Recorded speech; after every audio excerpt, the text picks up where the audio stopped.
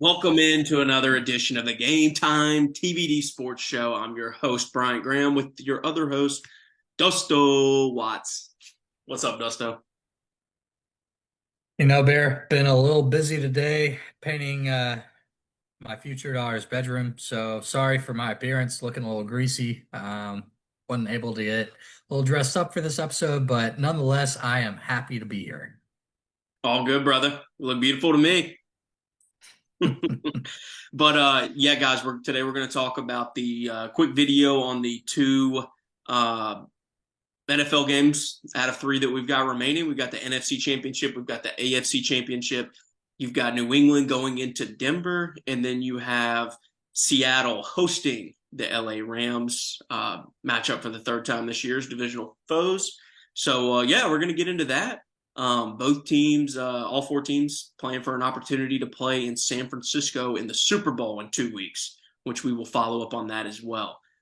So welcome in, guys. We appreciate you coming in. If you can please subscribe, if you can give us a like, if you can forward this video out to others, we'd really appreciate it. Trying to grow the channel. So you guys subscribing enables us to do so. So we appreciate you being here. But first game we're going to get into, Dustin, we'll talk about New England going into Denver, the number one seed that is without their starting quarterback. Pretty sad situation.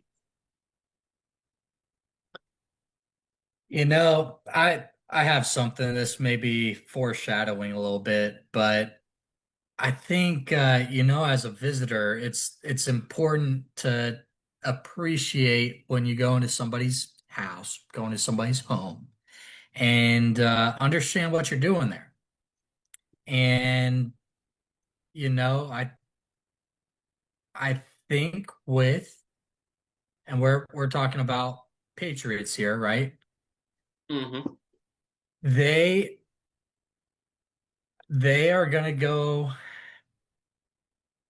into Denver, or is Denver hosting? Denver's hosting. Yep. Denver's hosting. All right, so I'll say this. New England, yes, they need to be mindful that they're the visitors. And I think it's gonna be a great, I can't even say a great game. I think there are going to be more stats posted in that game than are meaningful to the actual game. And I think New England is going to be posting most of those stats. Don't get me wrong, I'm fine with King May. I'm fine with where he is. I love that New England loves him. I'm glad they found their new guy. And I get it. They're traveling. They are pretty much gonna be the favorites to win in Denver without Bo Nix leading the Bronx offense. But and you can call me a homer, you can call me somebody from Auburn. I enjoyed watching Jarrett Stidham when he was there. I think the Broncos are going to win at home. I think the visitors are going to be glad they were there, and I think they're going to be upset when they leave. And if are we talking about predictions? Are we talking about spreads? What are we talking about here? I mean, I can go a little more into it, but where my emotion has me at is I think the Broncos have what it takes. And if we go a little bit too, I see the Fleur-de-Lis flag behind you, and I see the coach on the sidelines over there in Denver. I see Sean Payton, man. You know who the first person Sean Payton signed onto the Broncos roster was? It was Jarrett Stidham. Did not know No that. lie. Yeah, go look it up. It was Jarrett Stidham. He wanted him on the roster for a reason. And you never want to see, obviously, he also hand selected Bo Nix in the draft, but you never want to see your top draft pick go down who has led you so far into the season to get you to this point. But Mm-hmm. there is something to be said about the first person that Sean Payton brought onto his team to have this opportunity. And who knows? We got storybooks all over football this year. we just wrapped up with Indiana. And if that's not storybook, I don't know what is. This is going to come back to haunt me because I know the Patriots are strong. They've got what it takes. They've got the defense. Drake May is fluid. He is on fire. But not even my gut. It's not my gut telling me this. My gut is telling me go for the Patriots. My heart's telling me go for the Broncos. So I'm taking the Broncos here. Ooh, buddy. Hey, man, again, they do have home field advantage. So, and that means a lot in the NFL. Means a lot in college too, but I've kind of historically seen it. Usually, the home team gets the job done in the NFL because those teams are so they're so balanced in the NFL. Even the worst team in the league, they're going to get a little boost at home.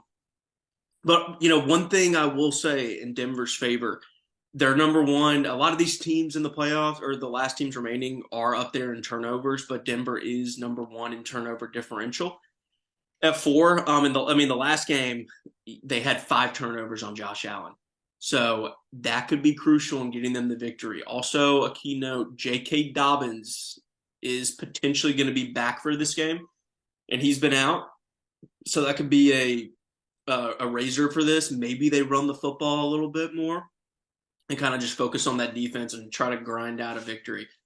So that gives a little bit of benefit to Jared Stidham to have that comfortability if JK is good to go. So that is something that's important.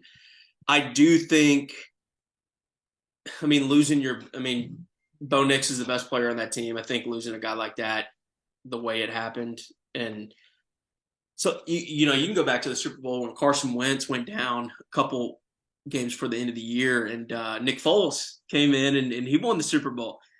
Only difference in that is Nick Foles had a lot of career starts. I think it was maybe over 20 career starts, whereas if I'm not mistaken, Jared might have 4, or maybe 4 games played. I don't even know about the starts. Yeah, I think he has played like in 3 starts. Yeah. Not much. So yeah, it's a little bit of a different scenario. Also, on top of that, he had a couple games at the end of the year to kind of prepare himself for that playoff. Whereas this is literally, this guy hasn't played pretty much all year, and he's having to come into the AFC Championship. I just think that's going to be really hard, man. The Patriots are playing really good defense right now. Again, they only had 3 losses on the year. Were able to shut out the Chargers. Only gave up 3 points. 16 points to the Texans. This team's playing great defense. Drake May's making the plays when he needs to. If you go back to that last game, 3 touchdowns. They had 105 yards on the ground, over 3 yards a carry. I just think they're doing the right things. I'm gonna have the Patriots winning this football game, 24-17. I have them winning by 7, easily covering. So we're on two separate things on that end. I think it'll be a close game early. Like I said, it's at Denver. I think they're going to keep them in the game. I think it's going to be a low scoring. I think Jared Stidham's probably going to be behind the 8 ball a little bit. I think New England's going to be able to spice some things up, and Drake May will make a play late when he needs to.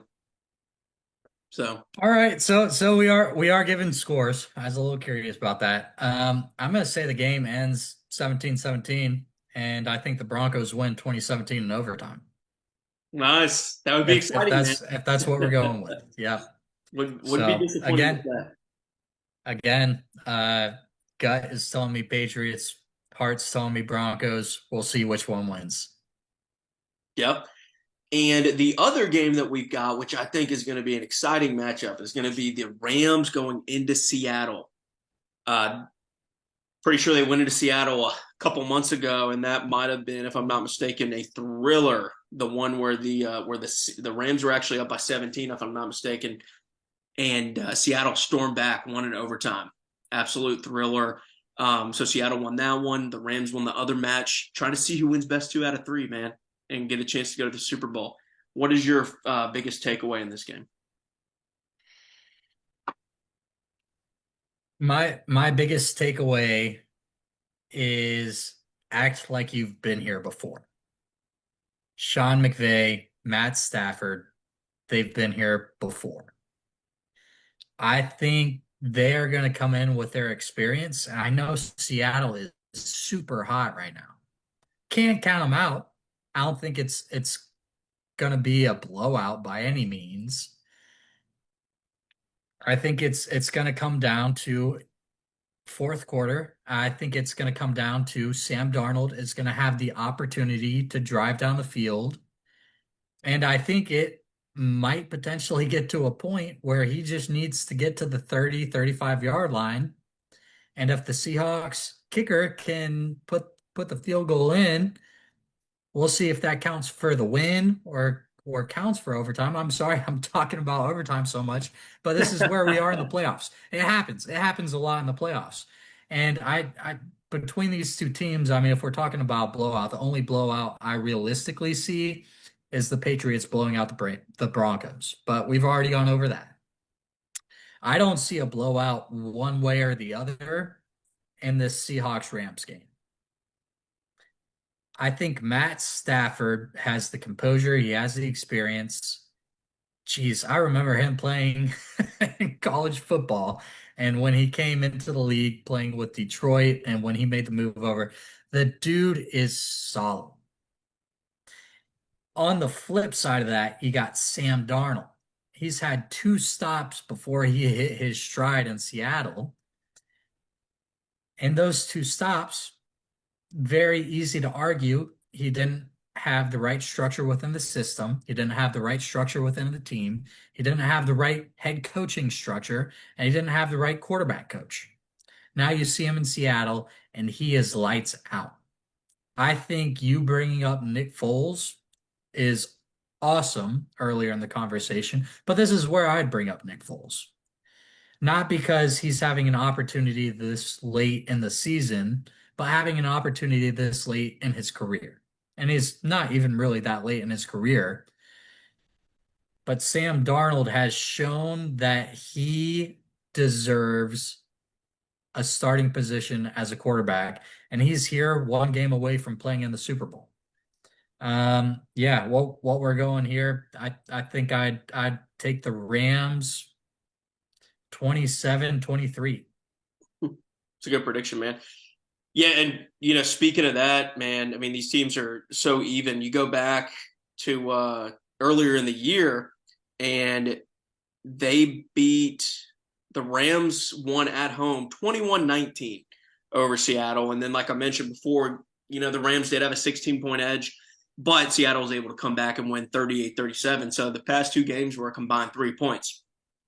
I imagine this one to be similar tight football game. It's in Seattle. They're going to have the home field advantage. It's going to be cold.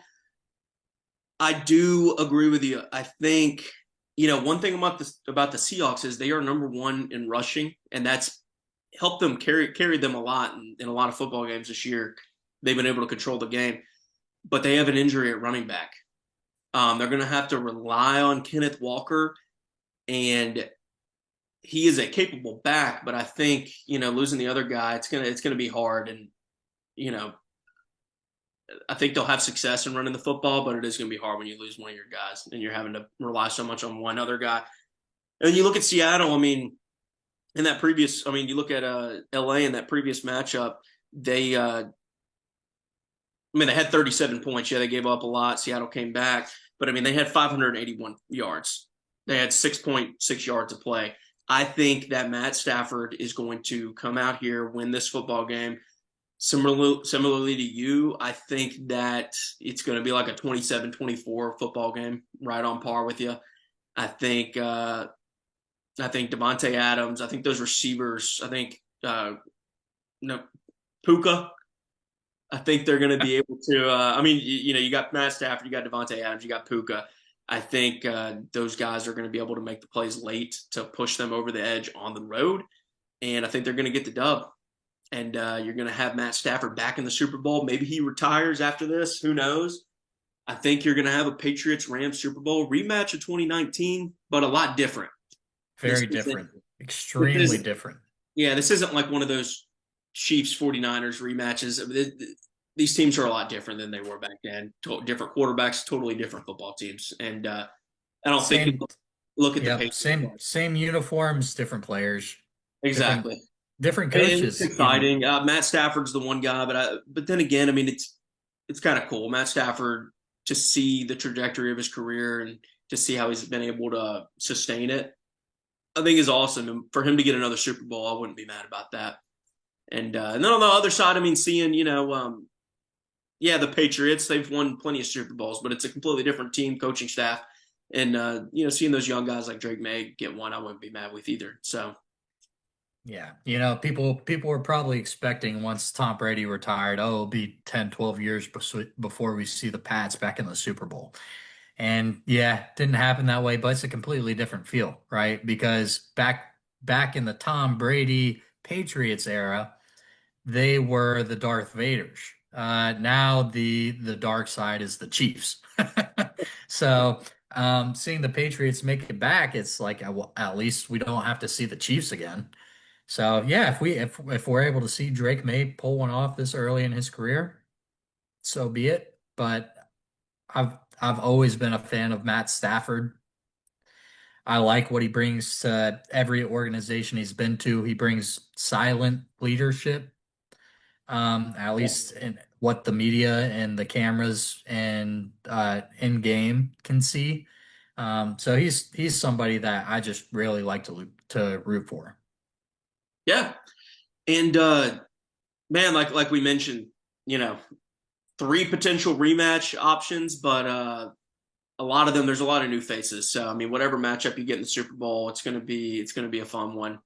The one that you mentioned, which is Broncos versus Rams, would be the only matchup that's not a rematch. So that would be kind of cool to see too. But man, I'm excited. We got some good football tomorrow. We've only got 3 games left before the end of football. But guys, if you don't mind putting your predictions in the comments and letting us know what you think. Are we completely wrong? Are we a bunch of idiots? Or what? Or are we on to something here? And if you like the content, please subscribe, share it, and we'll be talking about college basketball, more NFL, college football throughout the summer, and whatever else you want to listen to. So appreciate you guys listening.